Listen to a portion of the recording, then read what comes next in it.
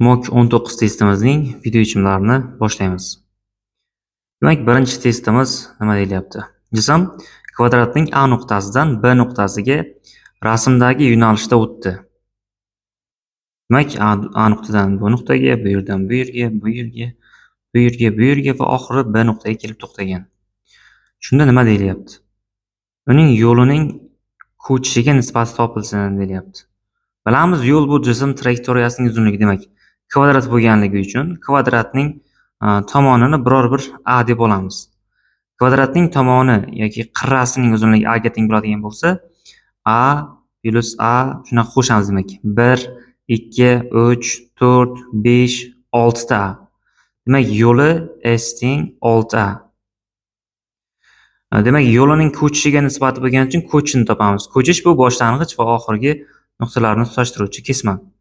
Demak, A va A ning gipotenuzasi bo'lganligi uchun bu A bilan A ning gipotenuzasi nima bo'ladi? Ilzosida 2A bo'ladi. Shuning uchun ko'chishimizni biror bir L harfi bilan belgilagan bo'lsak, bu ilzosida 2A ga teng bo'ldi.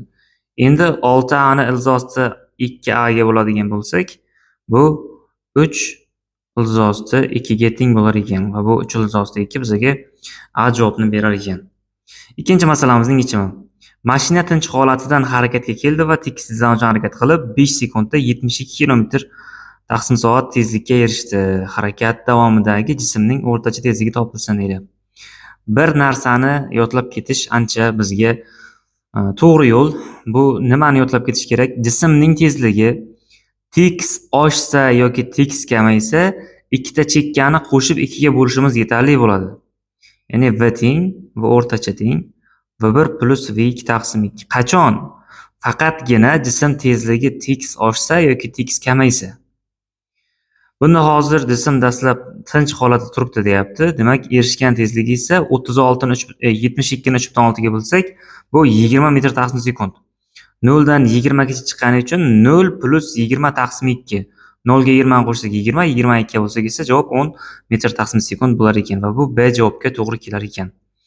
Uchinchi masalamiz. Rasmdagi 5 kg masal jism va tekislik orasida ishqalanish koeffitsiyenti 0.4 ga teng. Agar F teng 12 newton bo'lsa, jismga ta'sir etayotgan ishqalanish kuchi topilsin deyilyapti. Bitta narsani bilib qo'yishimiz kerak bo'ladi. Agarda mana bu tortayotgan F kuchimiz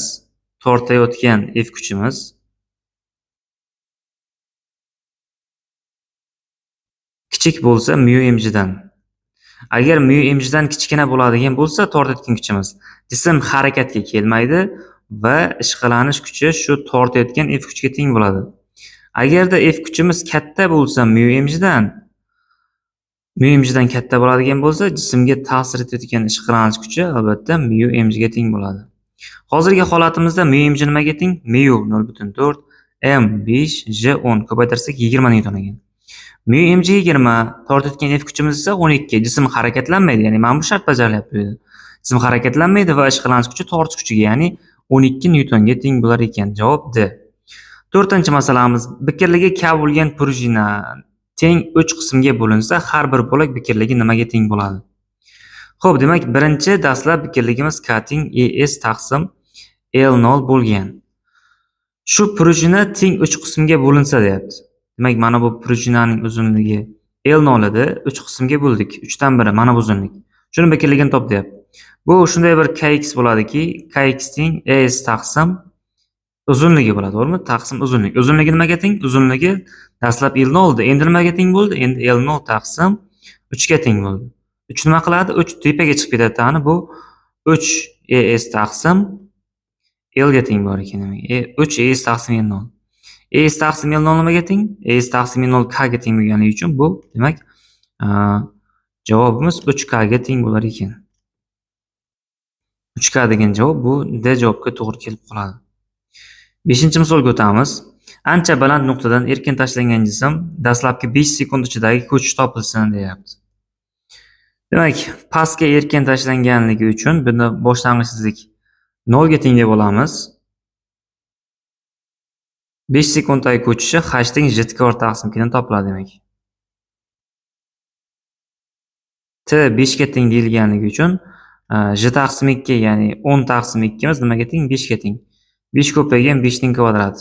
5 ning kvadrati 25, 25 kere 5 esa 125 metrni bizaga berar ekan. Demak, bu 125, ya'ni C javobga to'g'ri kelib qolar ekan. Jismning yuklanishi 3 ga teng bo'lishi uchun u yuqoriga qanday tezlanish bilan ko'tarilishi kerak? Yuklanish n teng j plus a taqsim j formaga to'g'ri kelib qoladi. Aynan ushbu vaziyatimizda.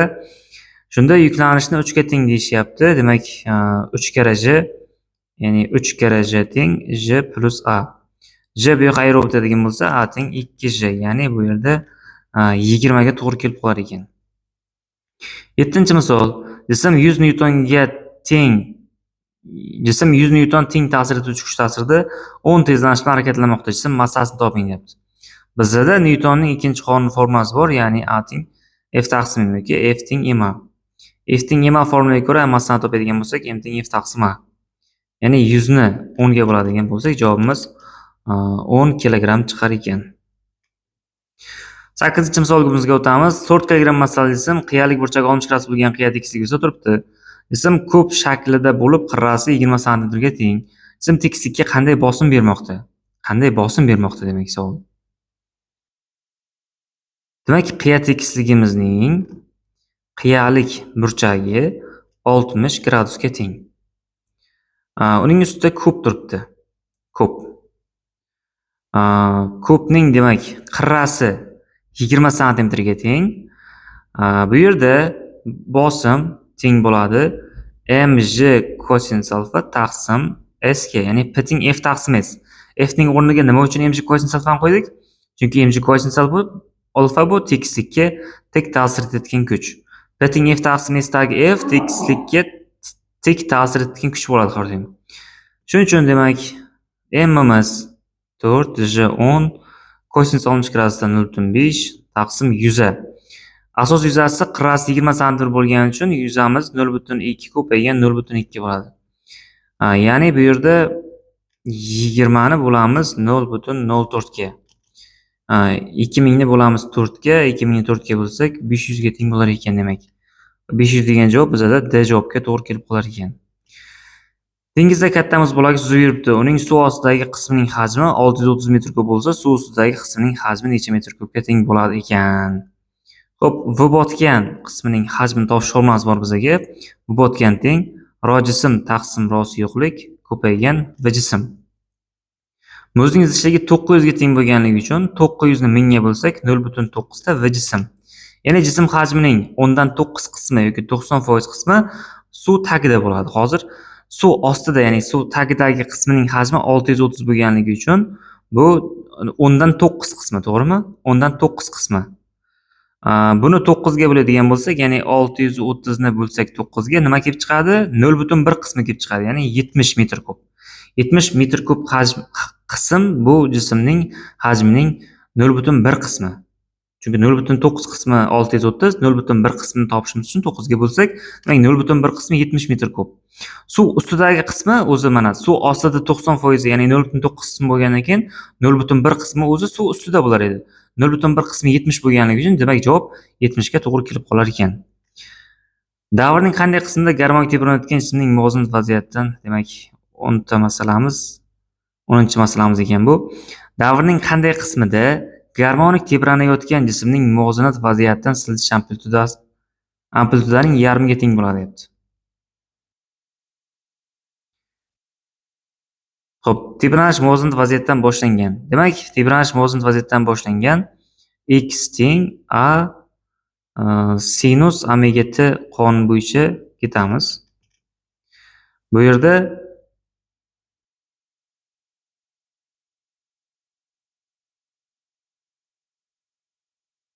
demak, siljish amplitudaning yarmiga teng bo'lib qoldi deyilganligi uchun x ning o'rniga a taqsim 2 ni qo'yamiz. A taqsim 2 barobar a ko'paygan sinus omega t. Shu yerda demak omega timiz nimaga teng bo'ladi? Alar qisqarib ketish natijasida sinus qachon 1 taqsim 2 ga teng? Pi taqsim 6 da. Demak, pi taqsim 6 teng omeganing o'rniga 2 pi taqsim davr ko'paygan kichkina t. Bu yerdan t'lar qisqarib ketish natijasida kichkina t'imiz teng bo'lar ekan davr taqsim 12 ga. Davrning 12 dan 1 qismida shu vaziyatga kelar ekan. Demak, 10 ta masalamizni yechim qilib oldik. Hammaga rahmat.